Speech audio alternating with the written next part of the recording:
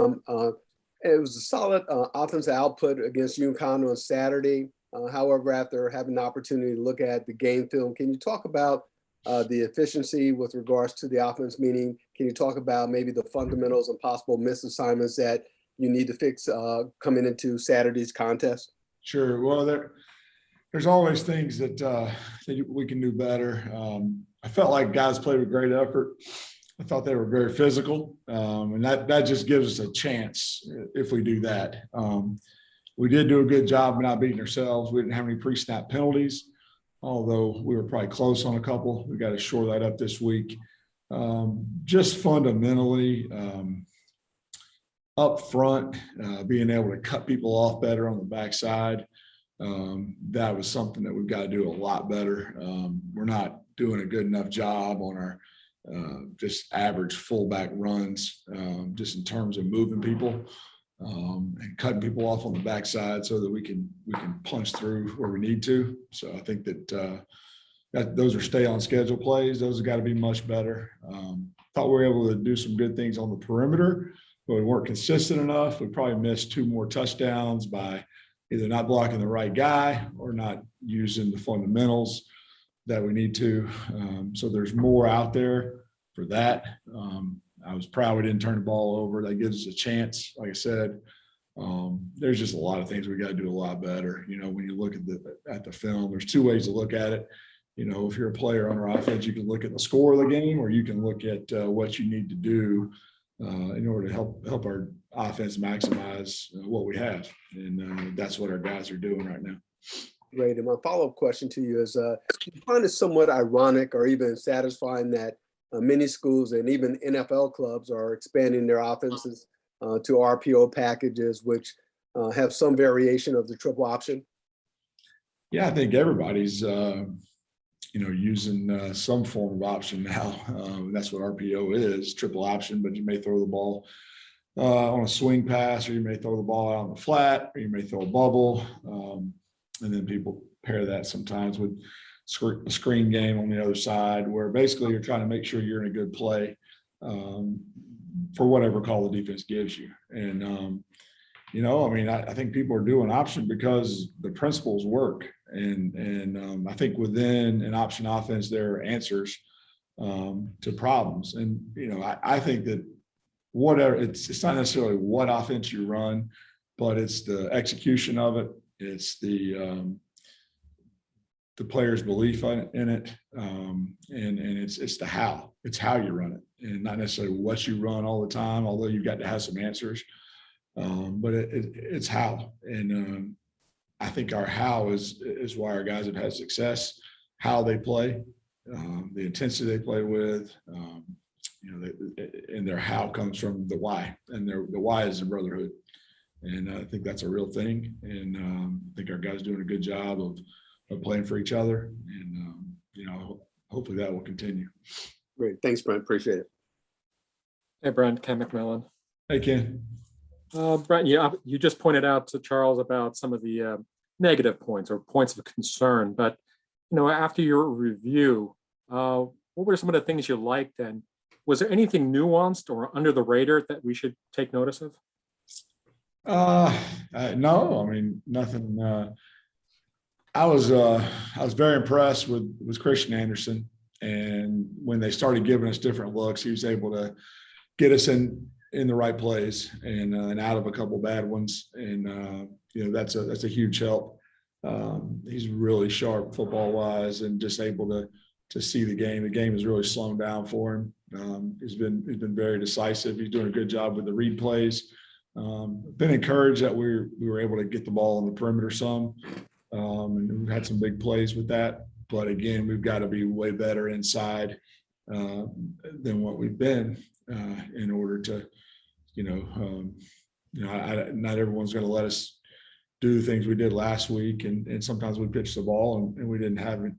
We were uncontested, so that's not going to be the case. And but the guys did a good job executing the things we called. And Christian, when we did throw the ball, did a really nice job of just finding the open guy and making plays. We've got to protect better.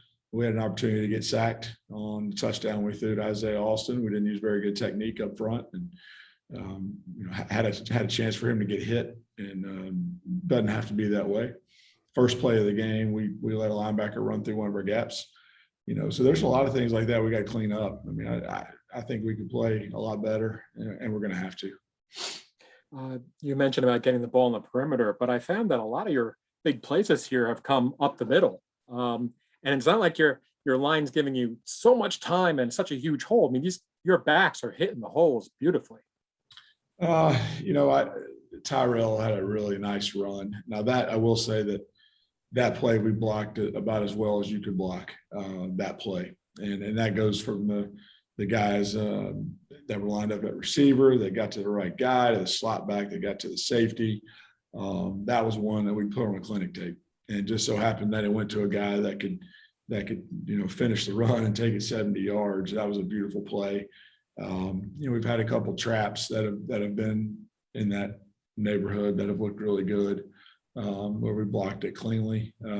But again, just the consistency with that, I think, is something we've got to really work on.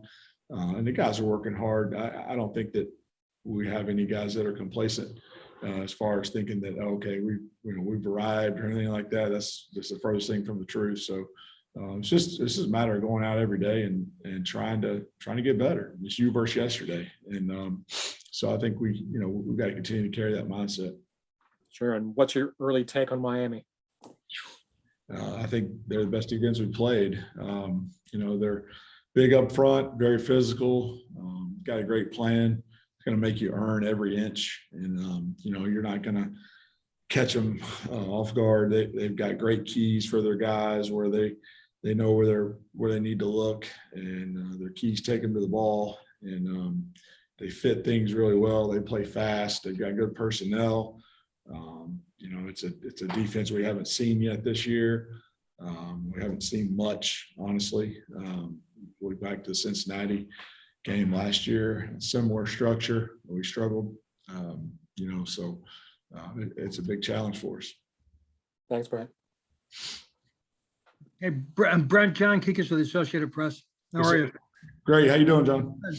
A couple of weeks ago on the broadcast, I saw a clip of 4 of your quarterbacks with 4 balls, throwing them at each other in the end zone. Like it was kind of like the Harlem Globetrotters. Where did that come from? Jeff says he's been using it for 2 decades. Yeah, I mean, gosh, I remember that back in 1997. It's kind of a triangle pitch drill, and basically what it is the guys are in a circle and they'll catch the pitch and they're buzzing their feet. And you don't always have your feet set when you pitch the ball, so you don't know which foot you're going to pitch off of. So the balls will go clockwise, and everybody's pitching with their left. And then when they reverse it, everybody's pitching with their right. So that's kind of the thing with that drill, just quick hands and buzzing your feet and having to pitch the ball a bit off balance. And it's just a good hand-eye drill for the quarterbacks. It's something they do, and they do it before games and warming up and everything. And we teach the pitch differently than some people. A lot of people teach it thumb under. When you do that, the ball kind of tumbles almost like a kickoff. That's harder to catch, and it's harder to be consistent with. But we basically shoot like a free throw and push the ball, and it takes the tumble off of it, and it's just easier to catch. It's more consistent. We try to pitch it eye level, arm's length, but it's just kind of working on that. What's it like when they first start doing it? Is there a lot of yeah. Well, honestly, a lot of kids that are right-handed have trouble pitching the ball to their left. Either their hand isn't as strong or whatever. And I've seen some people teach it that way, where they pitch the ball across their body going to their left with their right hand. That's something that we don't ever want to do. So we've got to really work hard on that, just that hand-eye every day. And it's not natural for all of them. It's something they have to really work on, especially right-handed guys going to their left or left-handed guys going to their right. Is there a nickname for it? For that drill, triangle pitch drill. Yes, sir. Pitch drill. And do you guys do it every day in practice? Yeah, Coach Worley will do that every day with those guys warming up, just trying to Like during special teams or something, that would be a drill that he would do. You have your everyday drills. That's one of them for sure. Thanks, Coach. Yes, Hey, sir. Brent, are all your guys righties? All the varsity guys right now, we do have a left-hander. Gary Phillips is left-handed. He's a freshman. So, but yeah, we haven't had many left-handers here. But we've had, let's see, we had one. Chris Carter was left-handed. That's the one I could think of right now, other than this year. Are there a lot of fumbles when you first start teaching these guys? Or they just do it real quick?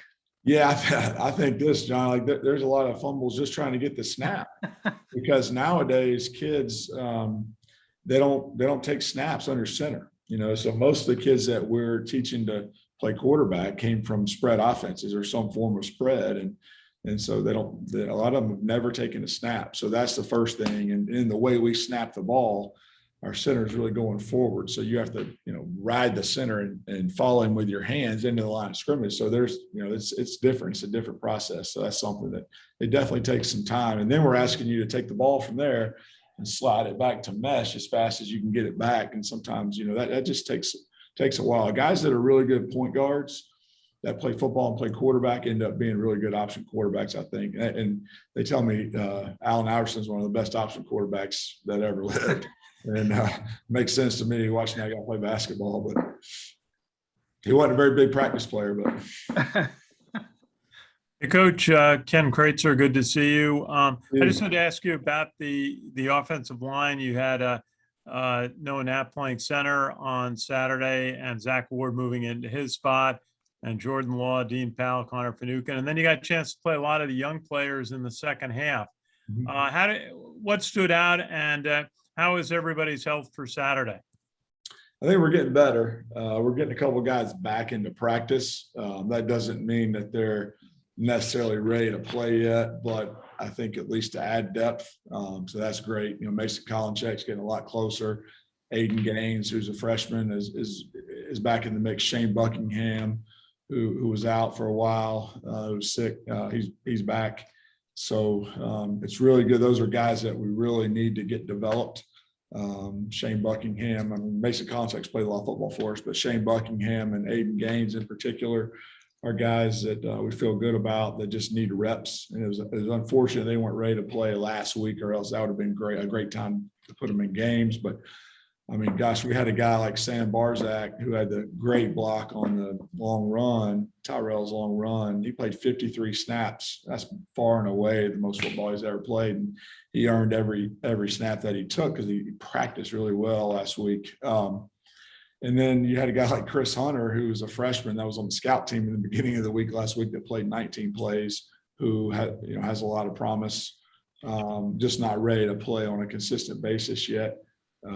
We got a lot of guys in. Jackson Filipowicz played the entire second half at center.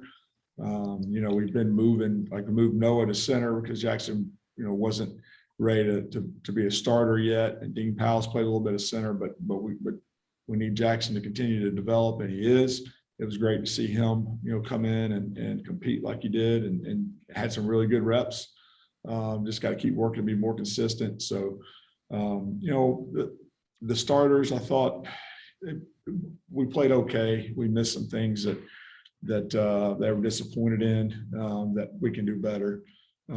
Just some things with our eyes and things like that. But Noah Knapp, for a guy who went back to center, didn't flinch. Did an excellent job. Just against a pretty good nose and an odd front. Your first game kind of back at center, so I was proud of him.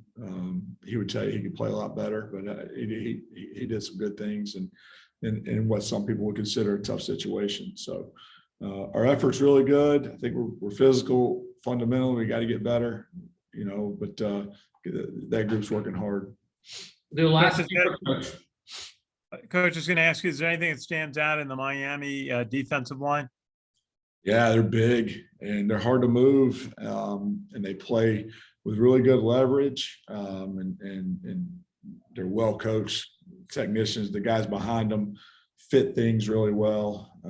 There's just not much room to run in there, and we're going to have to find a way to get those guys moved and find a way to run the football against them. That's our starting point, obviously.